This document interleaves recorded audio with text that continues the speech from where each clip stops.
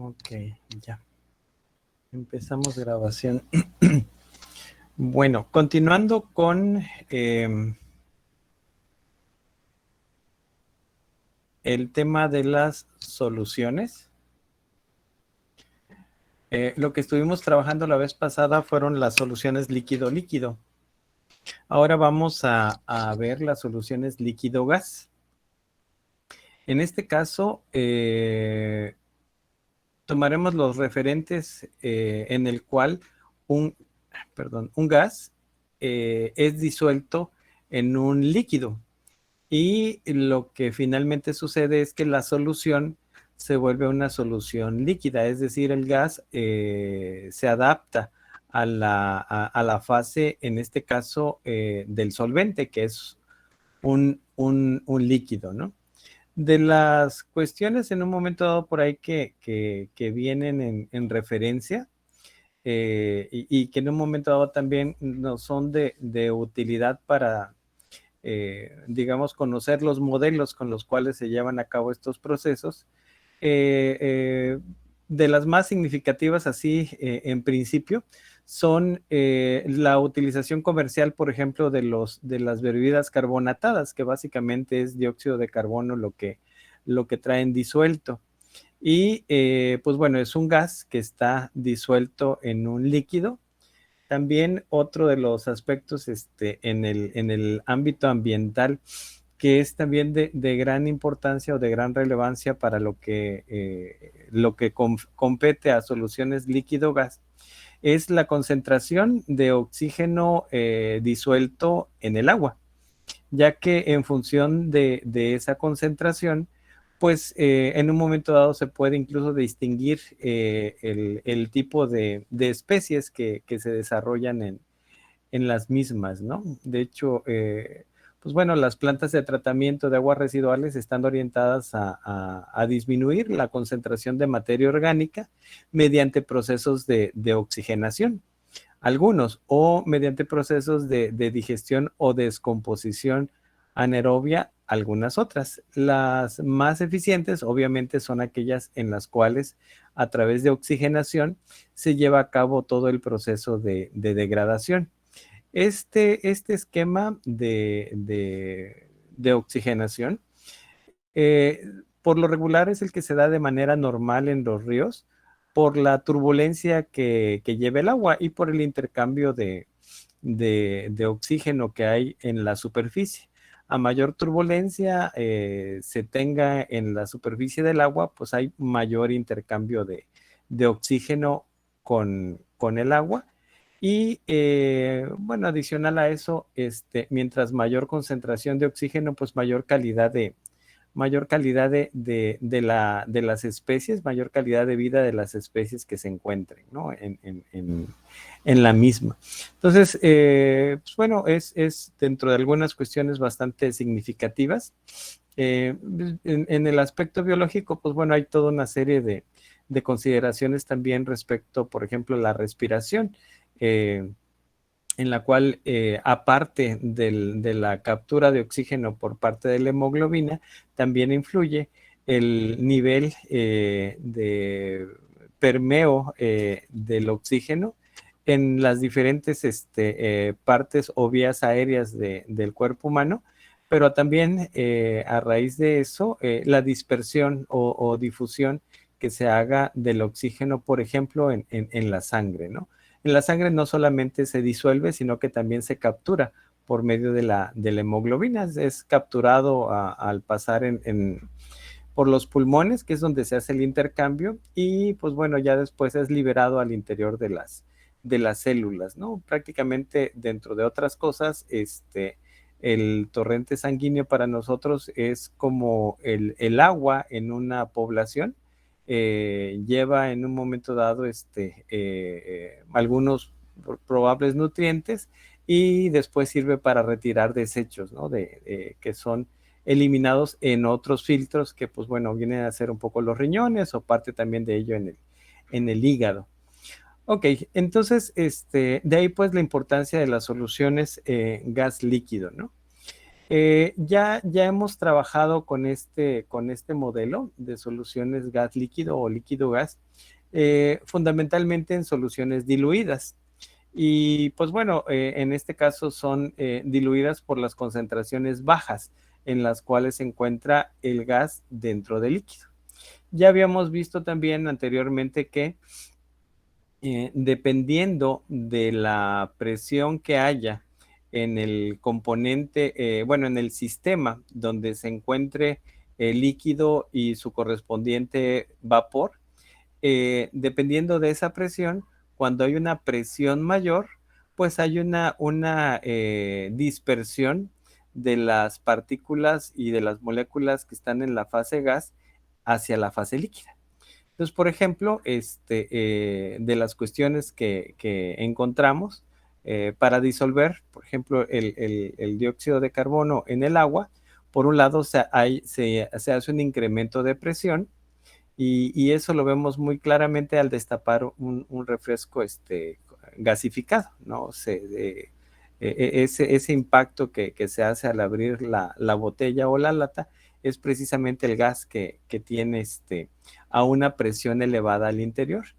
Y otro de los aspectos, por ejemplo, que se utiliza también en la difusión de gas en un líquido, pues es la disminución de la temperatura. Entonces, por lo regular, la disolución de un gas en el líquido es acompañada de una disminución de temperatura.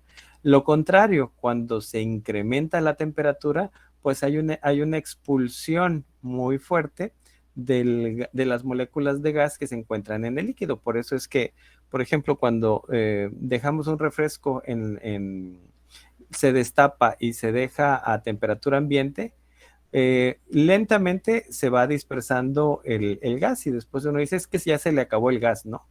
Eh, o la otra cuestión también, si se calentara después de sacarlo del refrigerador el refresco, pues va a suceder lo mismo, ¿no? Porque el calor lo que hace es expulsar, elevar la presión y expulsar a las moléculas del gas del líquido.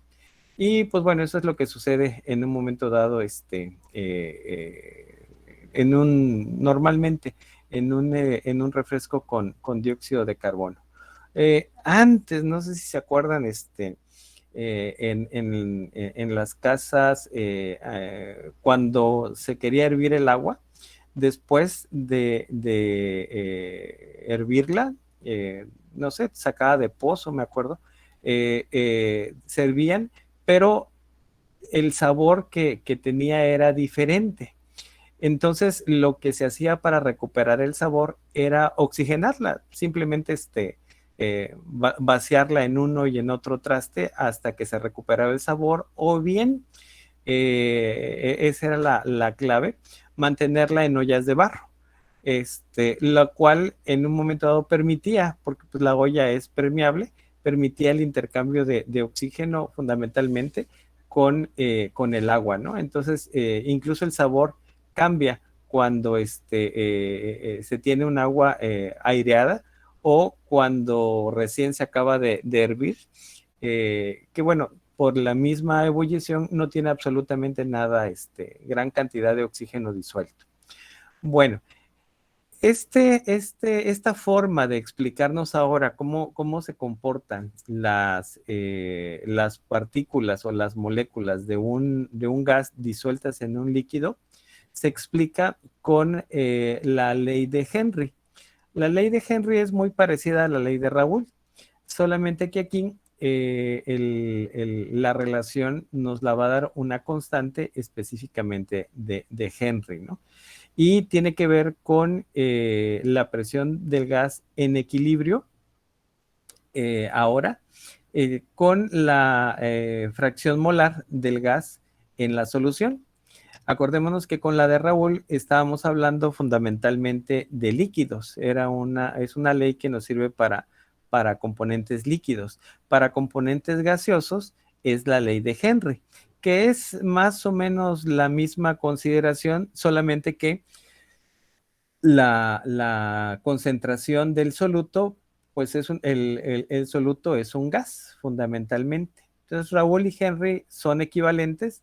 Raoul era para líquidos, líquido en líquido, y Henry es para gases en líquido. En esta consideración, pues bueno, la constante de la ley de Henry varía para cada tipo de componente, pero nos sigue dando del lado izquierdo la presión parcial del gas. O sea, igual que en la ley de Raoul, si recuerdan, lo único que hace la diferencia es que ahora el componente disuelto no es un líquido, sino que es un gas, ¿no? Entonces vamos a aplicar un ejemplo similar, un modelo similar de esto, ¿no? Reiteramos, es nuevamente fracción molar del gas en la solución, por un lado, y por otro lado nos va a dar la presión parcial del gas en equilibrio con el solvente, obviamente en la fase gaseosa. Y ahora la constante que nos va a relacionar ya no es la presión parcial del componente puro como era en Raoul, sino la constante de la ley de Henry, ¿no? Vamos a hacer un ejemplo para que identifiquemos cómo a partir de esta ley, de este modelo que explica una situación de la realidad, podemos identificar concentraciones, ¿no? Bien, vamos a hacer el ejercicio en donde se nos pide hacer el cálculo de la concentración de dióxido de carbono en una bebida gaseosa de 1 litro que está embotellada con una presión parcial de dióxido de carbono de 2.4 atmósferas sobre líquido a 25 grados centígrados. Entonces, una presión de 1 atmósfera, por ejemplo, es la que estamos nosotros acostumbrados a coexistir. 2.4 es el doble de esa presión, ¿no? Esto en un momento dado por ahí, eventualmente también lo podemos identificar, el tema de las atmósferas y de las presiones parciales, lo podemos eventualmente identificar con, por ejemplo, cuando se sumerge uno en agua, por ejemplo, este tema de buceos, fundamentalmente a medida que va uno sumergiéndose en el agua, pues va incrementándose lo que es la presión, ¿no? Entonces, de repente sentimos, cuando no tenemos ninguna protección, el tema del chasquido en los oídos, ¿no? Tanto en el agua como, bueno, cuando es al revés, cuando va en una altitud mayor. Pero en este caso estamos hablando de una presión mayor y esto pues es cuando nos sumergimos, por ejemplo, en una alberca, ¿no? O cierta profundidad, va incrementándose la presión atmosférica y bueno, la parte más sensible que tenemos para eso es el oído. Y bueno, tenemos también la constante de la ley de Henry para el CO2 en agua a temperatura ambiente o estándar, que es la de 25 grados, que sería la que nos serviría, ¿no? Para aplicar con la ley de Henry y encontrar, pues bueno, su correspondiente presión parcial. Entonces, lo primero que vamos a calcular es la concentración de dióxido de carbono en una bebida de un líquido de 1 litro, embotellada con una presión de 2.4 atmósferas sobre litro, 25 grados.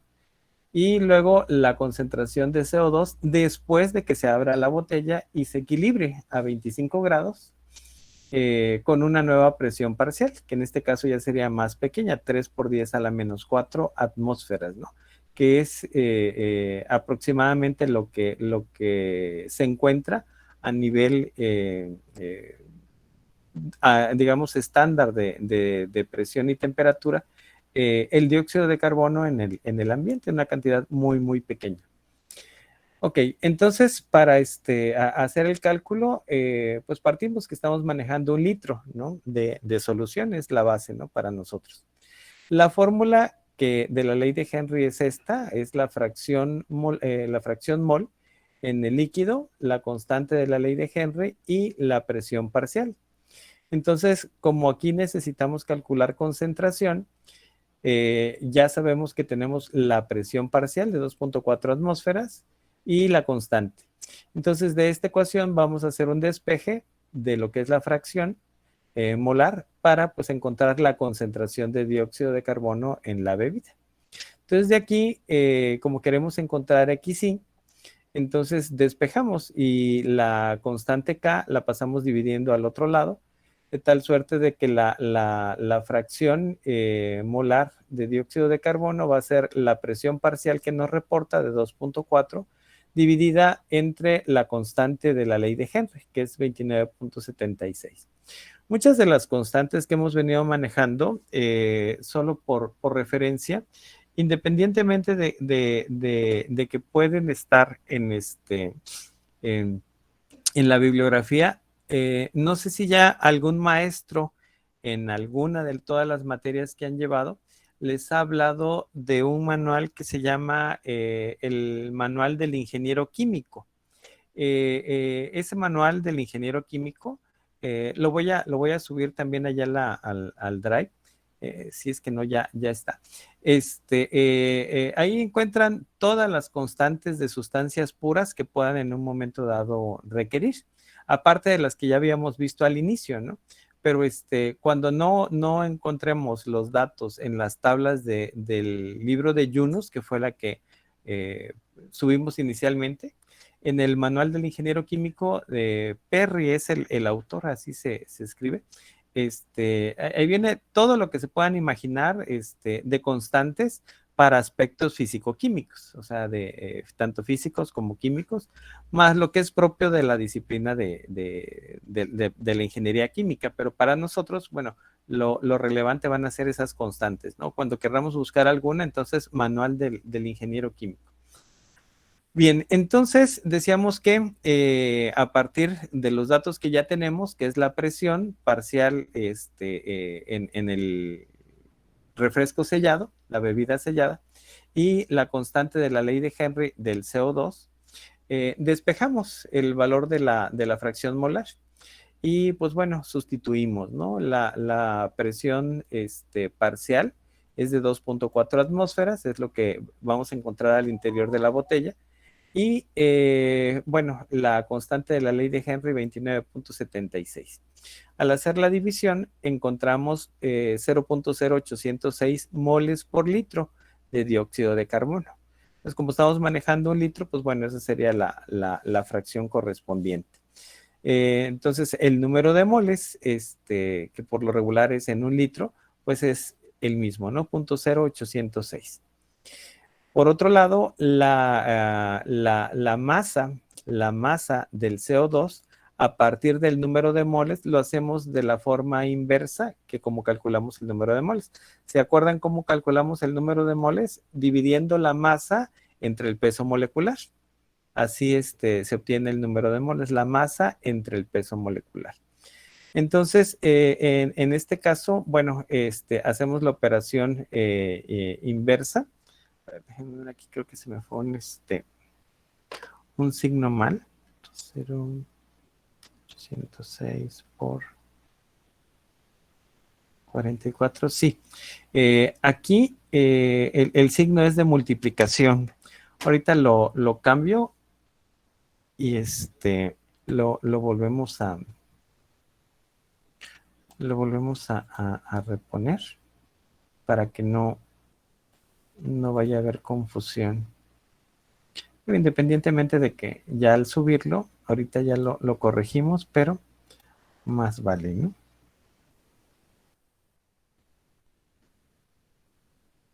Vamos a decir de una vez esto.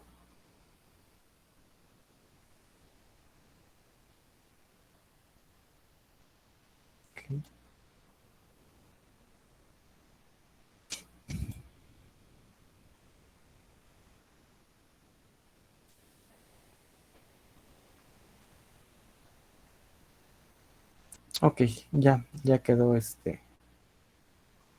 ya quedó corregido.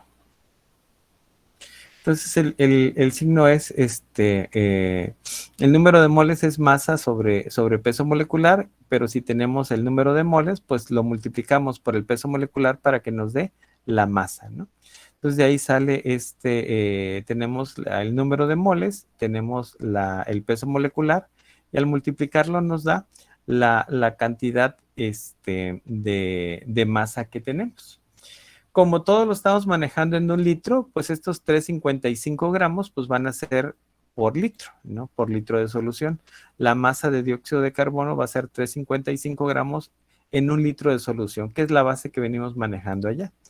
Entonces ya tendríamos la concentración de dióxido de carbono, 3,55 gramos por litro, ¿no? En el envase cerrado, en el envase de un litro, en el envase sellado, a una presión de gas de 2,4 atmósferas. En los que se nota más al destaparlo, por ejemplo, recientemente son los de Peñafiel, que son los que tienen por ahí una mayor presión, ¿no? Cuando uno los destapa se identifica muy bien la presión que se envía. Pero bueno, a partir entonces de la presión que se tiene en la botella, en la parte gaseosa, encontramos la concentración que tiene en el líquido nuestro dióxido de carbono, 3,55. Ahora, ¿qué es lo que sucede con este 3,55 gramos por litro cuando se destapa la botella y se deja a la intemperie y la presión parcial que después se va a encontrar en el aire encima del líquido baja a 3,0 por 10 a la menos 4. Originalmente estaba a 2,4 atmósferas, pero ya después la presión en condiciones normales es muy pequeña, la concentración de dióxido de carbono es muy, muy pequeña. Y entonces el refresco tiende a ponerse en equilibrio, tiende a llegar a un equilibrio. Y el equilibrio final vamos a encontrar qué cantidad de dióxido de carbono queda en la botella, partiendo pues de los datos de que hubo un cambio de presión y que la presión final a la que queda es una presión muy, muy pequeña, la de dióxido de carbono, que es la que podemos encontrar de manera natural, por ejemplo, en el entorno. Entonces, ¿cómo se calcula la fracción molar? Pues igual que como lo calculamos antes, la presión parcial de dióxido de carbono entre la constante de la ley de Henry, ¿no? En este caso, la constante de la ley de Henry en la parte de abajo y en la parte de arriba la presión atmosférica, en este caso la presión en atmósferas del dióxido de carbono. Entonces, es una presión mucho más pequeña, pues porque ya se destapó. Y encima ya no se acumula el CO2, sino que prácticamente queda en una cantidad muy baja porque es la que se encuentra normalmente en el entorno, ¿no? Entonces, al hacer la división, nos encontramos que la fracción molar es de 1,0081 por 10 a la menos 5 moles. Y bueno, como todos lo estamos manejando en base a un litro, pues sería en moles por litro. Entonces, el número de moles que tenemos en un litro de solución, pues es esto multiplicado por 1, o sea, por un litro. Sigue siendo el mismo número, 1,0081 por 10 a la menos 5 moles. Y ahora, para encontrar la masa, lo que hacemos es lo mismo que hicimos acá. Aquí otra vez tenemos por ahí el errorcito. Es en la multiplicación. Vamos a cambiarlo una vez para que no tengamos el detalle.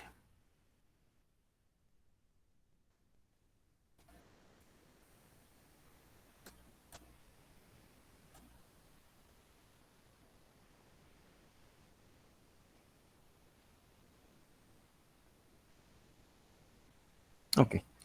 Entonces es el número de moles multiplicado por el peso molecular nos va a dar la masa, ¿no? La masa que ahora va a haber en el líquido, va a estar disuelta en el líquido. Y encontramos que la masa de dióxido de carbono disminuyó sustancialmente, o sea, prácticamente a 44, ya no son ni miligramos, no es mucho menos.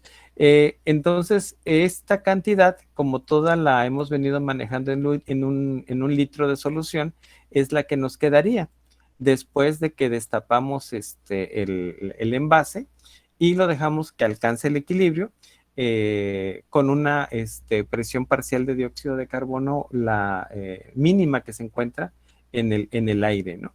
Entonces, esto es, digamos, en términos numéricos, la situación que sucede cuando tenemos un equilibrio original.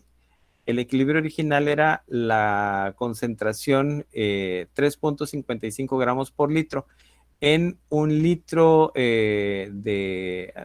podría ser agua gasificada. La presión en la parte del envase, en la parte gaseosa, sería de 2.4 atmósferas, o sea, el doble que normalmente tenemos acá. Y una vez que se destapa y se deja que alcance el equilibrio, llega a una cantidad muy, muy pequeña, ¿no? Como es, sería 0.44 milésimas, ¿no? De miligramos, ¿no?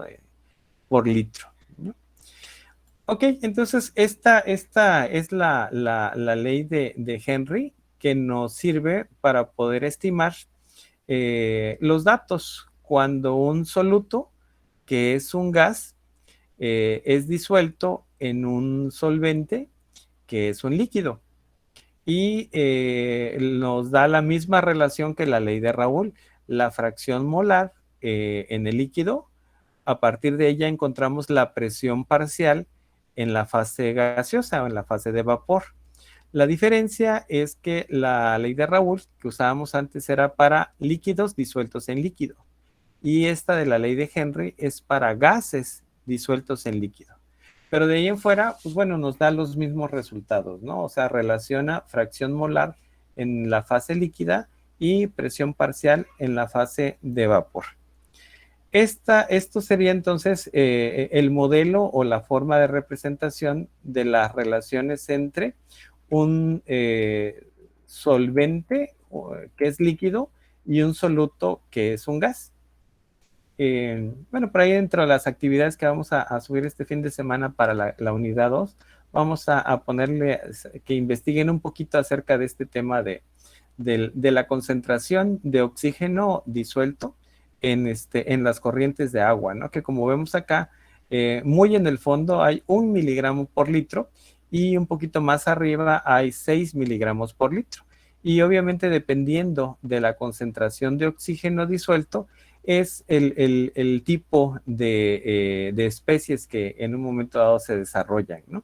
No es, no es gratuito, por ejemplo, que cuando encontramos una corriente de un arroyo o de un río con un olor nauseabundo, sea precisamente porque hay una gran cantidad de materia orgánica que al consumirla los microorganismos eliminan el oxígeno y la oxigenación que se da de manera natural no alcanza a reponer el oxígeno que están consumiendo los microorganismos para degradar la materia orgánica. Es lo que sucede después cuando en una corriente natural de agua se hace descargas, por ejemplo, de aguas residuales. Independientemente de lo que nosotros sabemos que es el contenido, para los microorganismos es pues materia orgánica simplemente y es consumo, ¿no? Es alimento. Pero como para degradarla necesitan oxígeno, entonces el oxígeno que está disuelto lo empiezan a consumir y el consumo luego es tan rápido que no alcanza a oxigenarse lo suficiente. Pero ¿qué es lo que sucede de manera natural? Corriente abajo. Pues corriente abajo, la materia orgánica se acaba, porque pues finalmente la consumen los microorganismos, y el nivel de aireación en el río corriente abajo empieza a incrementarse hasta que luego vuelve nuevamente y llega a su nivel de saturación normal, a la temperatura y presión en que se encuentre, ¿no?, la corriente. Entonces, si lo vemos desde ese punto de vista, las plantas de tratamiento de aguas residuales no son otra cosa más de que el mismo proceso que se lleva de forma natural en los ríos, pero de manera intensificada, de manera concentrada, ¿no?, en un solo lugar. Bueno, estas serían algunas de diferentes aplicaciones, ¿no?, de un soluto gas disuelto en un solvente líquido, ¿no? Pasamos ahora a la otra consideración de las más importantes de soluciones. En este caso, es un soluto sólido disuelto en un solvente líquido. Y el resultado es una solución, en este caso líquida, ¿no? Casos de estos, pues los más comunes en casa, pues, el azúcar, ¿no? O la sal. O cualquier otro elemento, fundamentalmente son sales, la mayoría que tienen una rápida disolución, por las características de la molécula de agua, que es polar, y pues bueno, las sales al final de cuentas también son cristales polares, ¿no? Entonces, el agua lo que hace es desagregar esos cristales y disolver las moléculas en el interior, ¿no?, del agua. Es una propiedad que tiene, y pues por eso es que finalmente las aguas de río, por lo regular se dice, son aguas así entre comillas dulces, porque tienen bajas concentración de sales. Y las aguas, por ejemplo, de pozo, si ustedes conocen algún familiar o algún ranchito en donde tengan pozo, se habrán dado cuenta que son como que un poquito salobres el agua de pozo. Entonces, eso no es otra cosa más de que la disolución que hace el agua al ir desde la superficie de la tierra hasta el manto freático, que es de donde se extrae luego el agua de pozo. O sea, no es otra cosa más que eso. Entonces, al ir bajando por los diferentes niveles del suelo, de la tierra, pues va disolviendo sales que se encuentran allí, y son las que finalmente pues le dan un poquito ese sabor salobre, ¿no?, al agua de pozo. Y el caso extremo, pues es el agua de mar. El agua de mar, lo que ha sucedido es de que en el ciclo normal del agua arrastra y disuelve diferentes sales, y como en el mar, por el intercambio de calor que hay entre el sol y el agua, se evapora.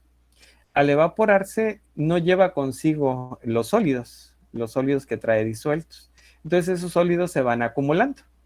Y por ello, pues, es de que encontramos que el agua de mar tiene una alta concentración de sales, ¿no?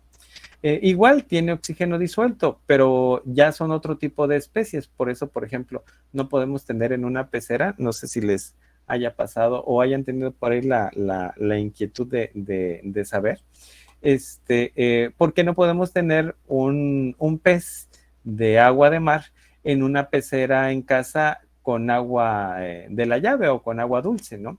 Porque, pues bueno, precisamente están acostumbrados cada especie a un cierto nivel de concentración de sales. Y pues bueno, el caso de los peces de mar están ajustados su metabolismo para una alta concentración de sal. Y pues lo de agua dulce, lo contrario, ¿no?, para bajas concentraciones de sal. Bien, entonces el modelo matemático que nos explica esta relación ahora entre un soluto sólido y un solvente líquido es este que tenemos acá.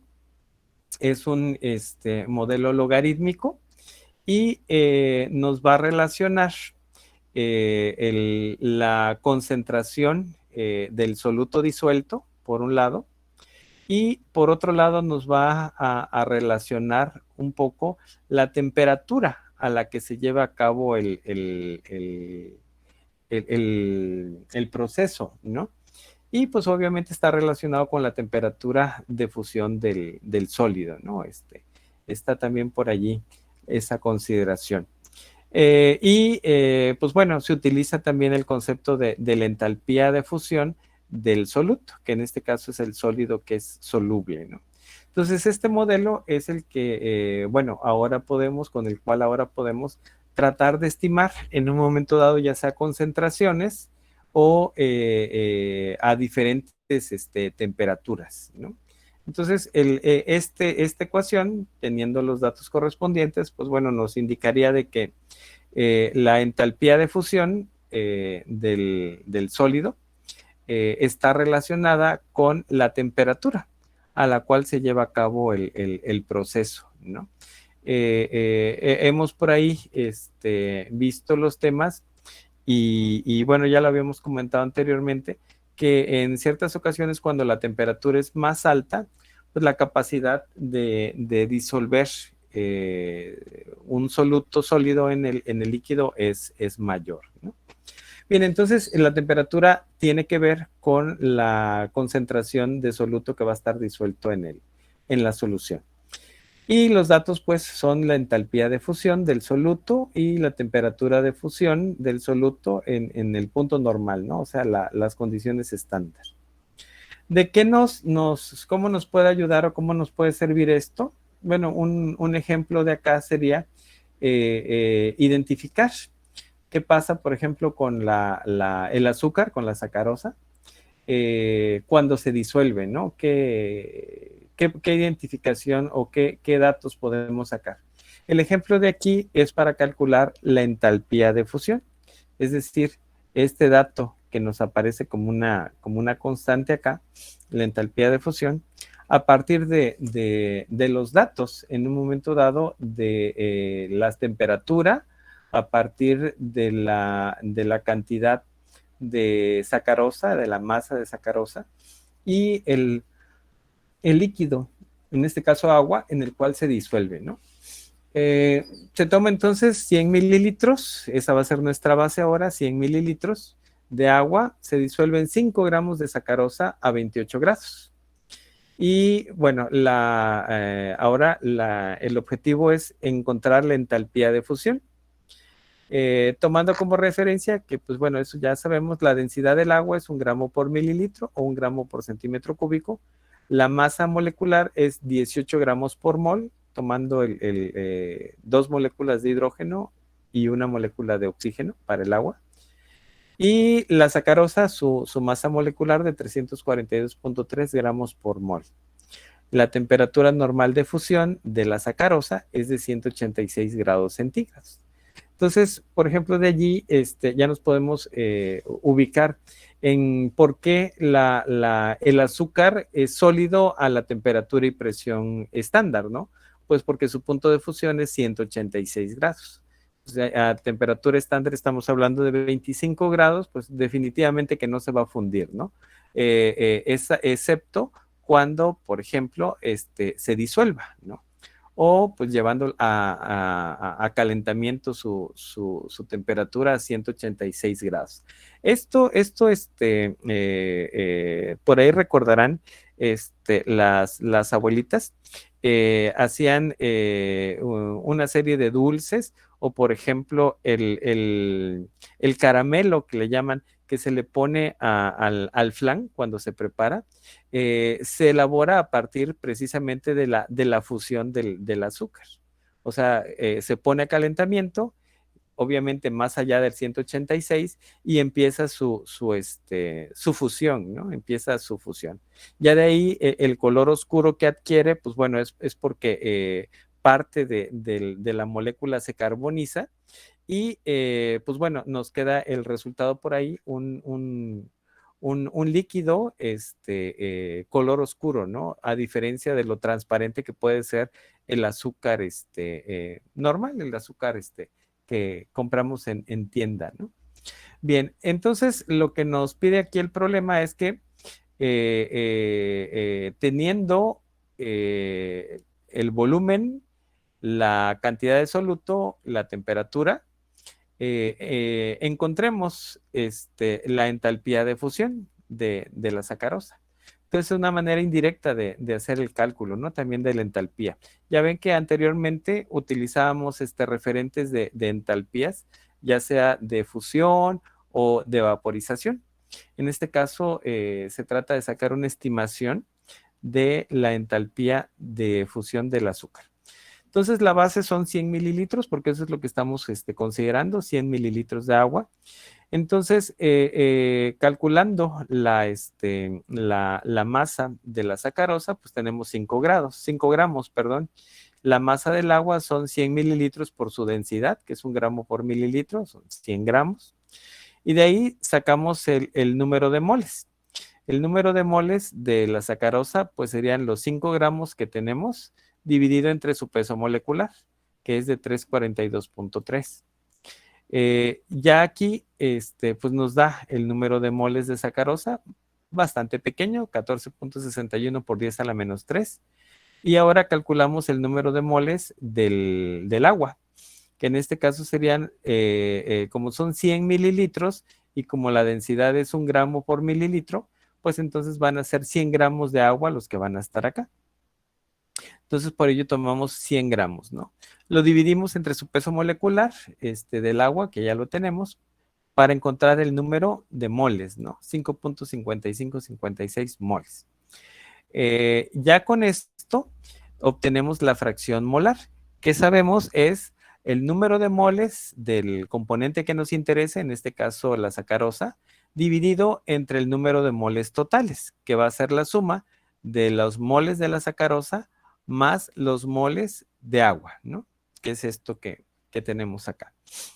Haciendo la división, encontramos que la fracción molar de la sacarosa es esta, 2.623 por 10 a la menos 3. Y con eso, pues ya tendríamos este dato de la fracción del soluto disuelto, el dato del lado izquierdo, ¿no? Ahora, las temperaturas en esta ecuación hay que manejar las temperaturas en grados Kelvin, temperaturas absolutas. Entonces, en ese sentido, los 28 grados que tenemos acá, le sumamos los 273.15, nos da 301.15, y los 186 de la fusión de la sacarosa, igual, dándonos un total de 459.15 Kelvin, ¿no? Temperatura ambiente, que es la T, y temperatura de fusión, que es esta TFUS, ¿no? Sustituyendo los valores, lo que nos interesa en principio, pues es encontrar la entalpía de fusión. Entonces de acá podemos hacer el despeje. Hay un signo negativo que multiplica, pues bueno, ese signo negativo lo podemos pasar al otro lado, ¿no? Hay un R que divide, entonces al otro lado pasa multiplicando. Entonces este R que está dividiendo a la entalpía de fusión pasa por acá multiplicando a el logaritmo natural de la concentración, de la fracción mol de la sacarosa, ¿no? Y si todo esto que está dentro de los corchetes o del paréntesis multiplica, si lo queremos dejar solo a delta H, entonces lo pasamos al otro lado dividiendo, que es lo que aparece por aquí, ¿no? 1 entre T menos 1 sobre la temperatura de fusión. Tendríamos ahí, pues bueno, prácticamente ya lo que necesitamos, ya despejada la entalpía de fusión del azúcar. Y pues reemplazamos los valores. R, recordemos que era la constante de los gases ideales. Y para los propósitos del problema, pues usamos aquella constante en que relaciona los joules por los moles y los grados Kelvin, ¿no? Que sería un poquito la que nos va a dar los datos en joules que nos interesa de la entalpía de fusión, y nos va a equilibrar el número de moles y la temperatura. El número de moles, pues bueno, está en moles, y la temperatura está en Kelvin, ¿no? Por eso fue que se seleccionó esta constante con estas unidades. Siguiendo el ejercicio, bueno, después se tiene que multiplicar por el logaritmo natural de la fracción mol, que la habíamos calculado acá. Se saca el logaritmo natural, Luego se hace la multiplicación, ¿no? Por el último término que tenemos acá. Y finalmente nos da un valor de 43.234 joules por mol. Esa sería entonces tentativamente la entalpía de fusión. Ahora bien, si quisiéramos saber la cantidad de joules que nos representa esta entalpía, como lo que tenemos acá es joule por mol, lo multiplicamos por los números, en este caso, por la masa molecular, para que encontremos la relación de joules sobre gramo. Y entonces, haciendo la multiplicación por el peso molecular de la sacarosa, nos da 126.33 joules por gramo, ¿no? Esto sería entonces la entalpía de fusión. Haciendo un comparativo por allí, de los valores referenciados, inclusive obtenidos en una experimentación de un artículo, vemos que el valor experimental de la sacarosa en ese experimento fue de 126.33 joule por gramo, que es más o menos aproximadamente, el que encontramos fue 126.33, pero el que se encontró en la experimentación a esas condiciones fue de 135.7 joules por gramo, ¿no? Entonces 126, el que encontramos nosotros, y en una corrida experimental 135.7, ¿no? Entonces no es exactamente igual, pero bueno, fueron diferentes condiciones, ¿no? Las que de esta corrida de experimentación para obtener un valor experimental, ¿no? El valor teórico, pues bueno, es que tenemos nosotros aquí. Y entonces con esto, con este modelo matemático, estaríamos también atendiendo a lo que sucede en una solución de soluto sólido soluble en un solvente líquido, ¿no? Entonces, en este caso fue encontrar la entalpía de fusión, pero pues la otra podría ser haber encontrado la concentración, ¿no? De soluto disuelto dependiendo de las temperaturas en las cuales se encontrara la solución. Sería una aplicación un poco más directa, ¿no? Aquí lo hicimos el despeje pues, para encontrar en particular la entalpía, ¿no?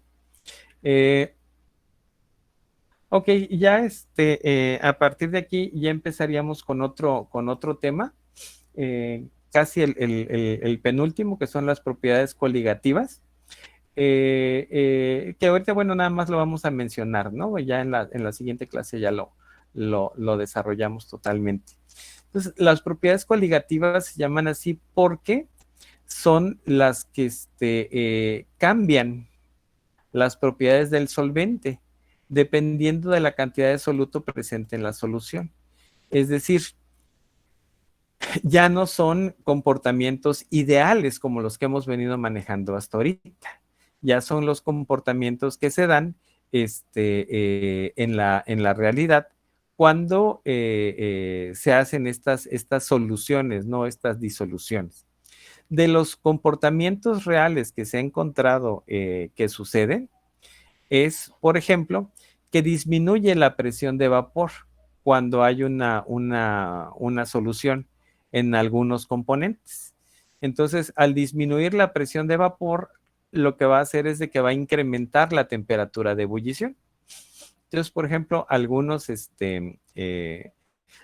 soluciones para que lleguen a su punto de ebullición pues requieren una temperatura mayor, ¿no? El caso de la solución de azúcar extraída de la caña de azúcar es uno de los ejemplos. No hierve a 100 grados centígrados, sino a una temperatura mayor, ¿no? ¿Por qué? Porque hay una disminución de la presión de vapor. Esto está muy relacionado con el otro, que es elevación del punto de ebullición. Entonces, al disminuir la presión de vapor, disminuye la fuerza que tienen las moléculas para salirse del líquido. Y entonces, al disminuir esa fuerza, para forzarlas a salir, pues hay que incrementarle mayor temperatura para obligarlas a salir. Y eso de incrementarle la temperatura o de ponerle mayor temperatura, finalmente conduce a la elevación del punto de ebullición. O sea, si disminuye la presión de vapor, se eleva el punto de ebullición, ¿no? Otro aspecto también es la disminución del punto de congelación. Esto, para aquellos que hayan estado relacionados por allí con la fabricación artesanal de la nieve, de la que se vende en un carrito, por decirlo así, hace uso de esto.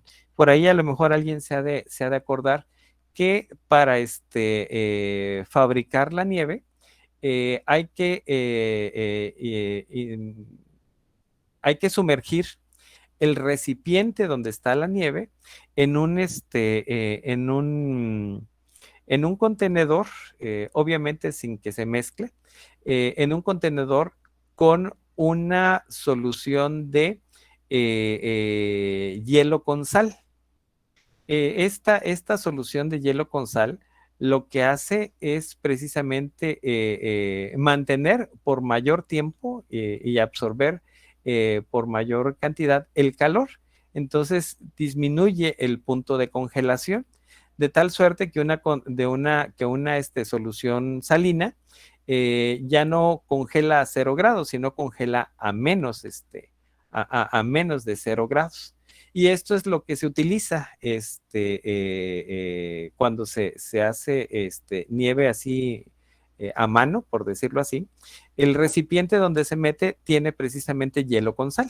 Entonces lo que se hace con esto es disminuir el punto de congelación de tal suerte que el hielo está más frío de 0 grados centígrados, o sea, una temperatura menor. Y al estar a una temperatura menor, absorbe el calor que tiene la nieve al interior. Bueno, cuando se llena no está nieve, no está es en estado líquido, pero a medida que se empieza a mezclar a poner en contacto el recipiente donde se va formando la nieve con el hielo con sal, va formándose los cristales de hielo en la nieve. Pero como es de manera gradual, pues entonces por ahí lo han de haber visto en algún lado, yo me imagino, se va formando los cristales de hielo dentro del recipiente, pero por la absorción de temperatura que se le hace al exterior. Entonces, los recipientes en los cuales, por ejemplo, a nivel artesanal se sale a la venta de la nieve, cuando tienen un aislante, ese aislante es precisamente hielo con sal, que hace que disminuya el punto de congelación, ¿no?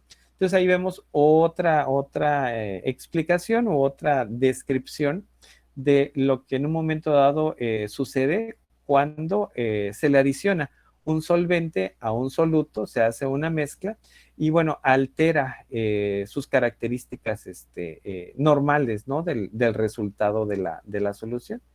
La ósmosis es otro proceso, ya lo han de haber visto tal vez por ahí, pero no es más que, una variación por allí en la transferencia de solutos, en este caso algún sólido, se aprovecha esa diferencia de presiones a través de unas membranas y, por ejemplo, es uno de los mecanismos no económicamente rentables, pero sí de los que se están utilizando para quitarle la sal al agua de mar. Entonces es como una especie de filtro más o menos, pero a nivel molecular, en donde pasan las moléculas de agua, pero no deja pasar a las moléculas de sales o de algunos otros componentes. Entonces, por un lado, entra agua de mar, por ejemplo, y por otro lado, va quedando en un espacio agua concentrada y en otro espacio agua sin sal. Esto a través del procedimiento que se denomina en este caso ósmosis, ¿no? Algo de esto, entonces, de cómo se comporta la disminución de la presión de vapor, la elevación del punto de ebullición y la disminución del punto de congelación, veríamos en la siguiente sesión, ¿no? No sé si hay algún comentario, pregunta o duda hasta ahorita.